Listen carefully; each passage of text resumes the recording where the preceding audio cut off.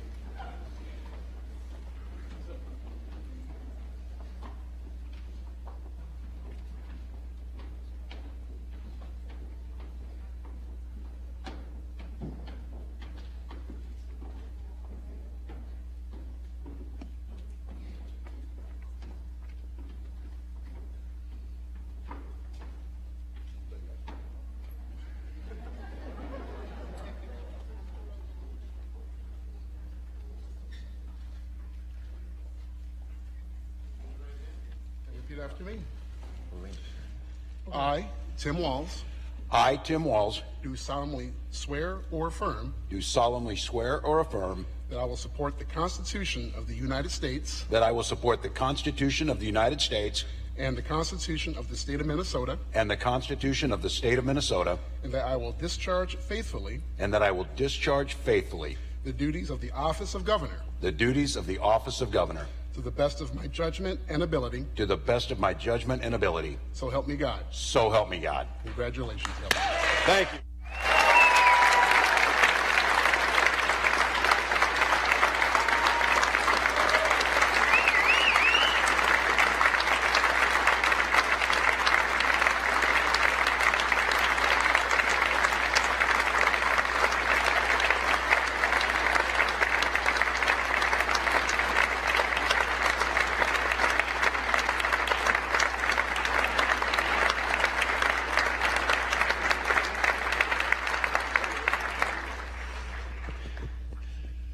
Well, as my large extended family leaves the stage, you can tell what's important. I have a deep debt of gratitude for everyone who was up here.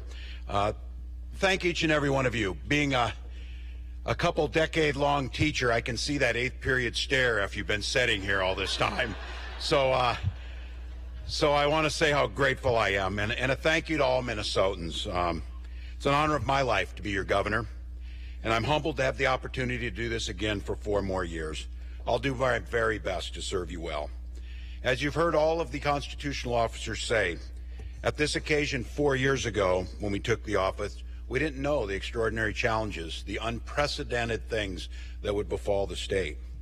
But I remember the feeling in that room that day 4 years ago. I believed in you, Minnesota, and you believed in us.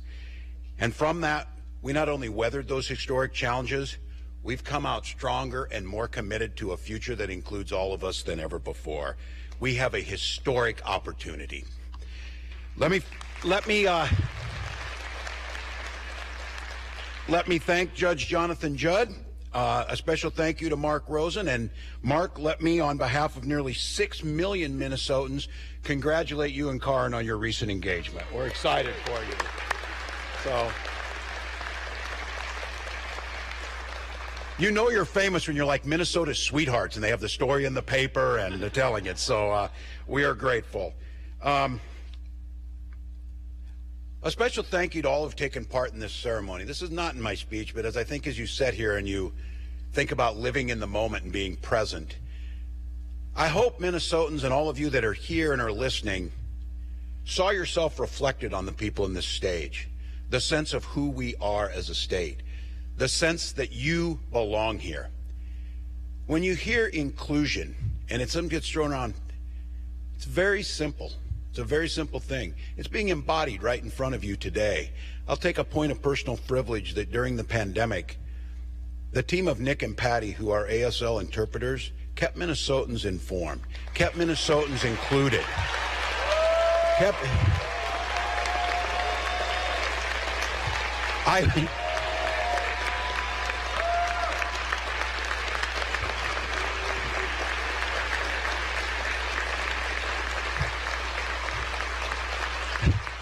People would run into me during the pandemic and say, "Oh, you're that guy with Nick." And yes, that's Nick. But tell me, if you want to see inclusion modeled for you, watch Robert and Nick sing Imagine to you, and all Minnesotans feel that they are part of that. That's inclusion. So thank you to everyone who made that happen. To the members of our state and federal judicial branch, thank you for being here and for your service to our state and nation. I want to congratulate my fellow constitutional officers who said it all. We've been through a lot together. But I especially want to congratulate the people of Minnesota for sending these incredible public servants back to do this work. Thank you for that.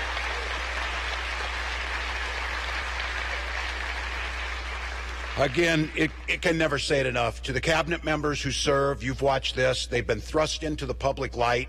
They are serving the people of Minnesota. They're not elected. And they were asked to tackle problems that had never been faced before on a global scale.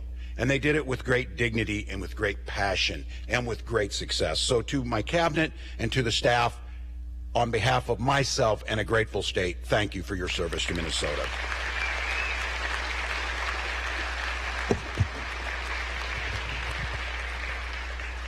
And to Lieutenant Governor Flanagan, it's pretty obvious we're a team. We were friends long before we did this work. Some of you know the story that I was trying to figure out how you run for office, so like a good teacher, you take a class. They teach you how.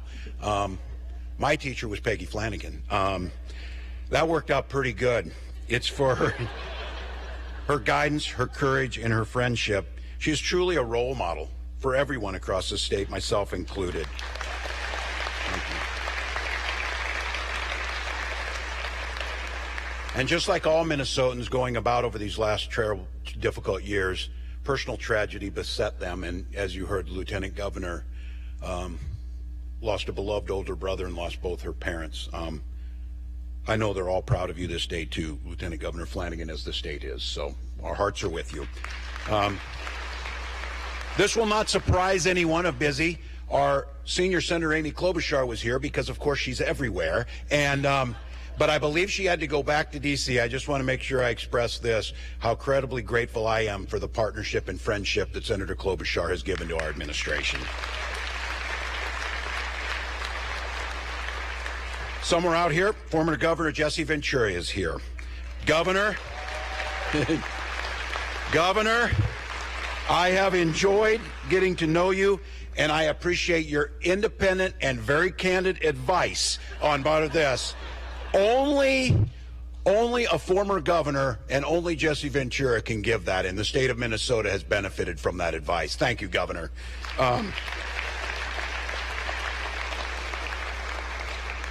Also, I'd like to say, former Governor Al Cui's son Joel is here. Those of you who go back, I would just ask you, go back and read some of the things that Governor Cui did when he was in office in the late 70s. Look what his life looked like and his family life looked like. The Cui family is an inspiration to Minnesota, and I want to thank Joel and the Cui family for giving me the privilege a few months ago of being able to celebrate with Governor Cui and the family his 99th birthday. So we look forward to 100. And I look out here to the leadership of our 11 sovereign nations. Thank you for your partnership. Thank you for your advice. Thank you for your friendship. As we work as peers, government to government relationships to build better lives for all of our people. We know that history, and it's long, has not done this right. Our charge, as the Lieutenant Governor said, is to change those relationships forever going forward and codify the sovereignty of our 11 tribal nations. So I want to thank them.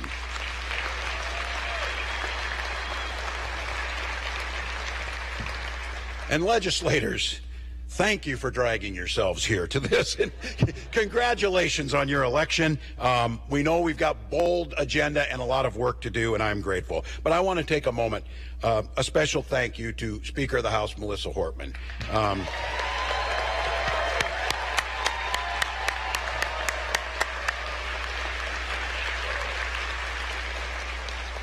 The state of Minnesota and I as governor could not have asked for a better leader over the last 4 years. Your compassionate, pragmatic, and tireless leadership have moved our state forward. I am incredibly grateful. Can't wait for what we're going to do together. But I can tell you this, history will look favorably on the work of you, Madam Speaker. Thank you.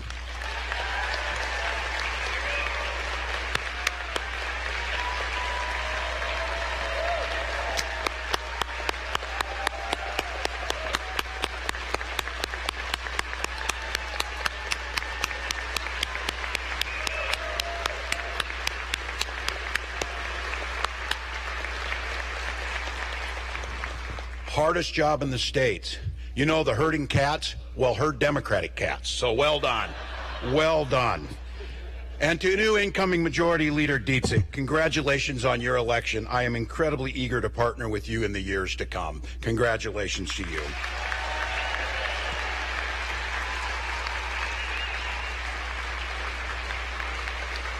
Well, you saw this big family come up here, and I'll have to say, my deepest thanks to Gwen, my wife, Minnesota's First Lady.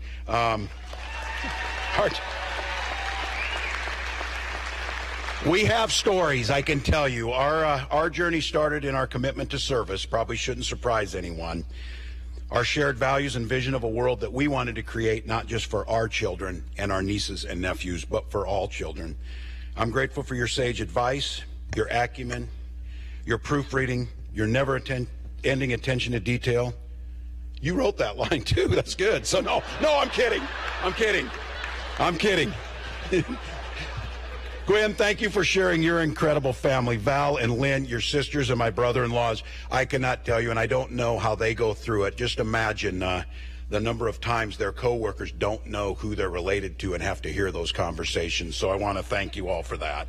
To Hope and Gus, I can't tell you how proud I am to be your dad. I also want to acknowledge how difficult it must be to have me as your dad for numerous reasons, certainly over the last 4 years.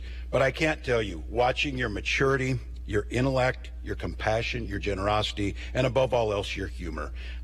Thank you for sharing our family with Minnesota. I know that hasn't always been easy, but I am so looking forward to how you'll carve out your niche of service all on your own as your very own people. So thank you both.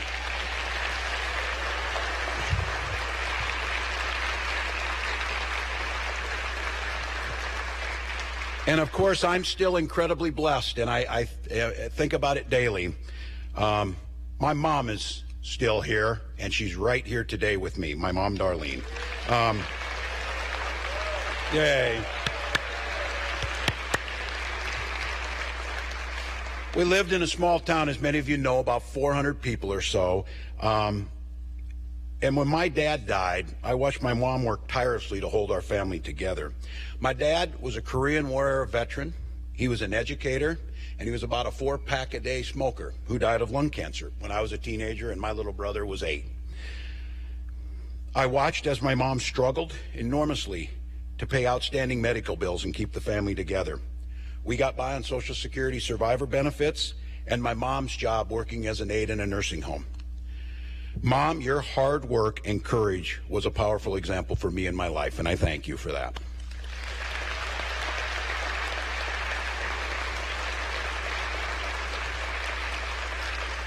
She also raised 4 teachers, 3 of us married teachers. Education's in our blood. Gwen and I met while we were teaching high school. We taught together for many years after we were married. We saw firsthand the challenges our students face. While we were in the classroom or coaching football or organizing dances or directing plays, Gwen and I got to know our students deeply, and we understood their hopes and dreams and obstacles in their lives. It was my experience as a teacher and my passion for education that led me to ask Minnesotans to give me a chance to be their governor. Education can truly be the great equalizer. Minnesota has some of the best schools in the country, but there are disparities that we desperately need to address to ensure that every child receives a quality education and is given that equal opportunity to succeed. Kids carry their whole lives with them as they come into their classroom, their hopes, their dreams, their wisdom, their humor. They also carry their stress of hunger, housing, mental health, and family challenges that stand in their way of success. And we know their future starts taking shape long before they get to the classroom, starting even before birth. Their future and their opportunities already start to unfold. Early childhood education, access to health care, and economic security help set a positive course on their young lives. My mission as governor is simple: to make Minnesota the best state in the country for kids to live. This is what I've charged my team to do, to make our state the best place to raise a family, and I'm proud to say we've made historic strides.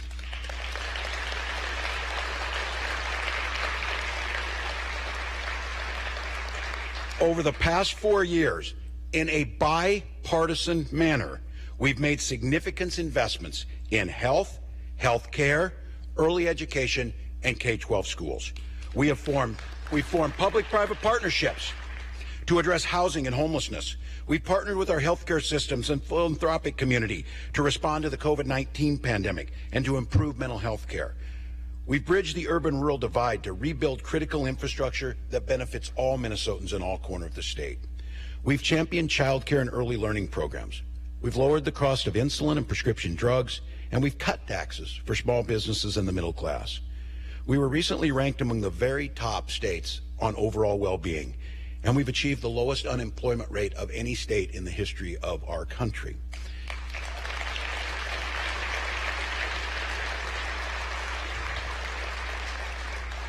We did those things during a global pandemic, during a racial reckoning, during an economic crisis, and during some of the most divided political times that any of us have ever seen. And we made progress, but we all know there's more work to be done. Across the country, the pandemic disrupted the lives of our students. And despite the heroic efforts of teachers, students, and parents, many of our kids have fallen behind. We've redoubled our efforts with summer catch-up programs, but there's a lot more to do. Let me be clear about this. The burden is not on our children and students, and it's not on our teachers. The burden to catch them up is on all of us.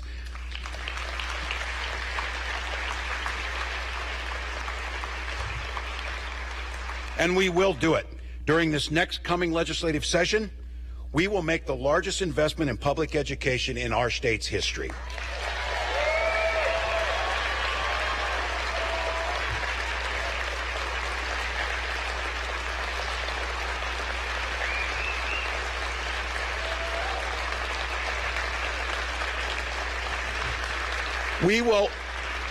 We will pass universal meals to ensure that every student is getting something to eat and no one carries a lunch ticket.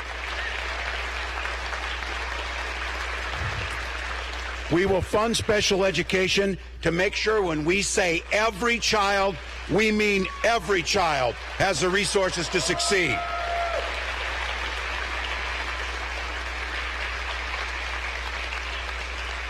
We will put mental health front and center. We'll work together to eliminate stigma and allow our young people to access all of the help they need to reach their full potential.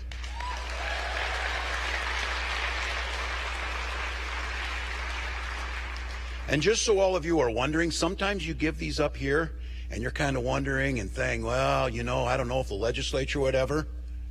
The legislature has the same priorities. The legislators are talking the same way. So this is not a list of nice to have things. These are a list of things that we will do for the children and the families of Minnesota to improve their lives.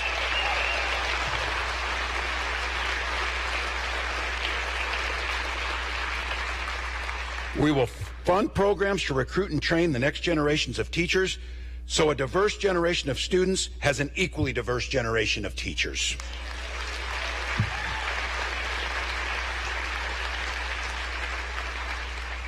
And with absolute certainty, and I look forward to the day to sign this bill, we will ban conversion therapy to ensure that every student,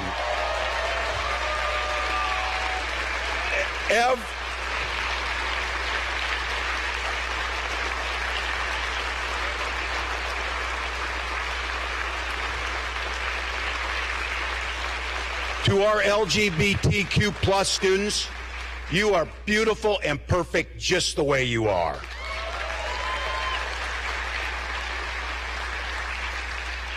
But our plans are bigger. Investing in the classrooms are just the start. Building the best schools in the nation is a good start. But to make Minnesota the best state for kids, we need to make sure that kids are thriving in and out of the classroom. Children can't learn if they're hungry or if they're homeless. We have the opportunity to ensure that every child has a safe place to call home and no child goes hungry. My pledge to you on this day is I am committed to ending child poverty in the state of Minnesota.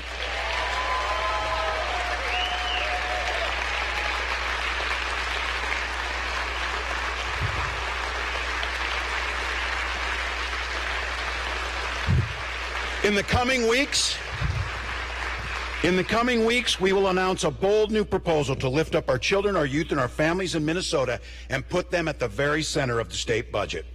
Success in the classroom is paramount, but we've got work to do that ensure that every family has access to affordable health care, child care, early education, economic security, and again, not a nice-to-have thing, something we will get done together, that every family has access to paid family and medical leave.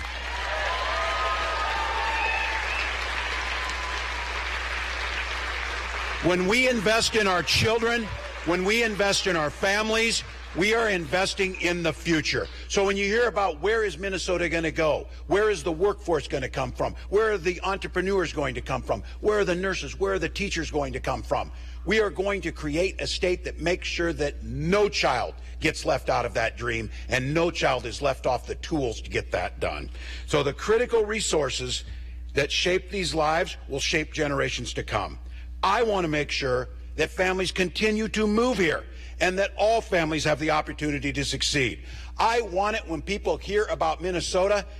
Minnesota's a state where everyone's included. Minnesota's a state that's looking towards the future. Minnesota's a state that values their children. We care for them, we house them, we feed them, we educate them, and we lift them up for who they are. So when I hear people talk about what does the future, the economics look like, what are these happening, we're aging, we're doing those things, that's all correct. The answer sits right in front of us. Let's make sure those children know there's no place better to live and there's no place better than they want to be than right here in the state of Minnesota. So I think about my family and I think about the people who invest in us. I've been saying for many, many years, I hear people say, we know how to work. Families know how to hard work. You know all the sayings that get sent when people are struggling, but I want to be very clear. Our family had no problem pulling ourselves up by our bootstraps. We just didn't have any boots. Those are programs that invest, like Social Security survivor benefits, help to make college more affordable, Pell Grants and affordable tuition, job training programs. My pledge to you is that every family here, I will invest in you and your family, no matter who you are or where you live, to make sure that Minnesota does truly become one Minnesota.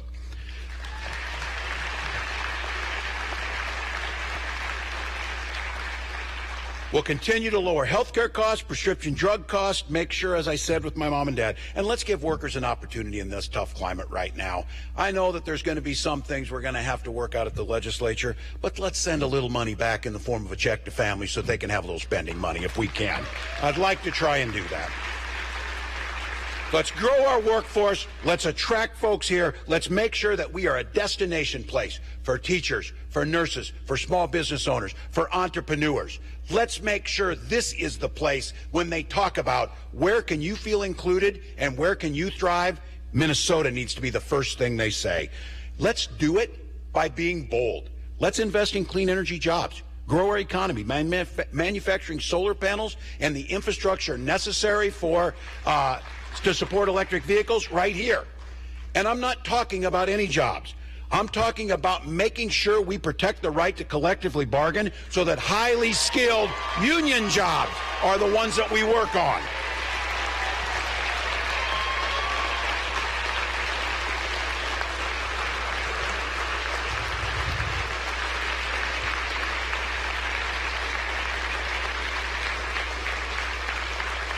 While we're at it, let's make our electricity carbon-free by 2040 in that mission. Let's improve public safety. Let's improve public safety, and as you heard the Attorney General talk about, making sure people have the freedom to not be shot or to not be involved in that. So let's do things that all of us know and the vast majority of Minnesotans support. Let's pass common sense gun legislation to make it more.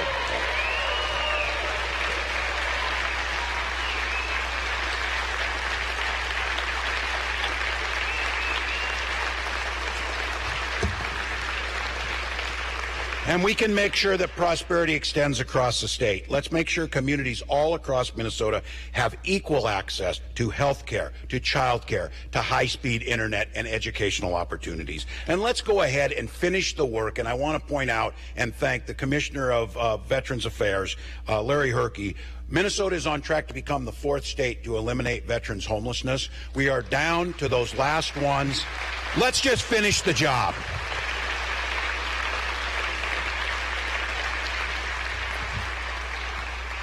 And I'm going to echo, if I could tape it and play it over and over and over again, what Secretary Steinman said. Let's continue to ensure that Minnesotans have the safest, most secure elections in the country. Let's strengthen the freedom to vote, and let's go ahead and pass that set of initiatives like automatic voter registration and all of the other things to make sure that happens. So.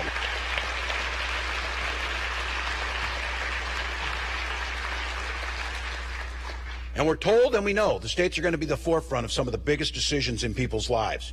The Supreme Court has decided that's the direction they're going. So I want to be very clear. Let's go ahead and here in Minnesota protect the right to choose when to start a family by codifying abortion access once and for all. So.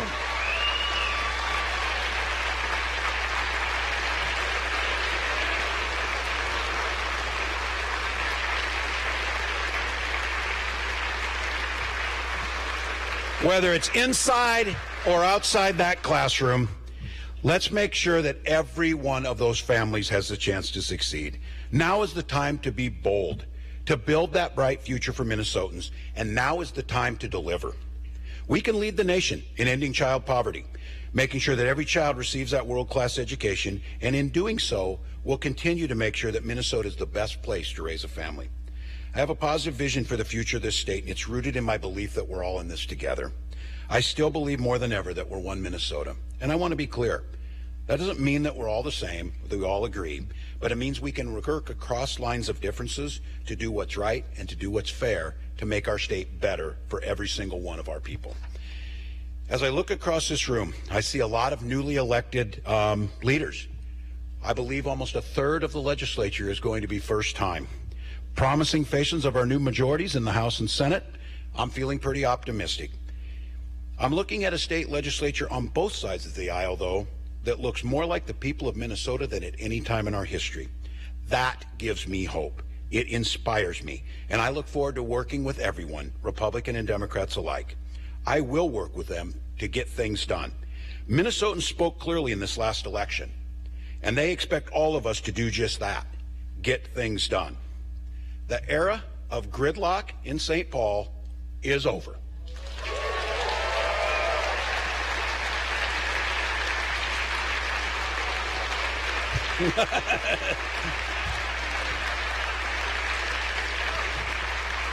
Be clear. Be very clear. Minnesotans have chosen. They chose hope over fear. They chose fact over fiction. And they chose action over excuses. Our path is clear. It's time to lead. We've been given a historic opportunity, which comes with a responsibility to not miss it. Our mandate and our mission are this: be bold and deliver for Minnesota. To every one of you who has been elected, be the decent, dedicated, diverse leaders that you were elected for. Be the ally and the role model and the change maker that your constituents need you to be. Work pragmatically. Go find someone you never thought you could accomplish something with and never thought possible. For about 3 years in Minnesota, we were the only place in the country that did that. That we worked across party lines, we had a divided legislature, and we sat down and worked out and made progress. That stalled. Minnesotans spoke. They want that work to be done. They want their lives improved. They want the things they believe in to be done. We're not here to score. cheap political points. We're certainly not here for victory laps. We are here for one very clear and simple reason: to help improve lives. We have a moment. Not about which party wins or in control. The moment is about the opportunity to work together to get things done. This is our opportunity to model what public service and public servants look like. This is an opportunity to make change, to make what was previously impossible possible, and to strengthen faith in government as a force for good. I've often said, and you heard some beautiful people of faith speaking up here, you don't need your governor to give a sermon, but you should dang sure expect me to try and live one. That's our opportunity. That's our opportunity to restore civility, transparency, accessibility to our decision-making tables for all Minnesotans, all ages, all races, all genders, all zip codes. This is our opportunity to truly build one Minnesota and to make our state the best place in the country to live, to work, and to raise a family. This is our opportunity. Let's get to work. May God bless you.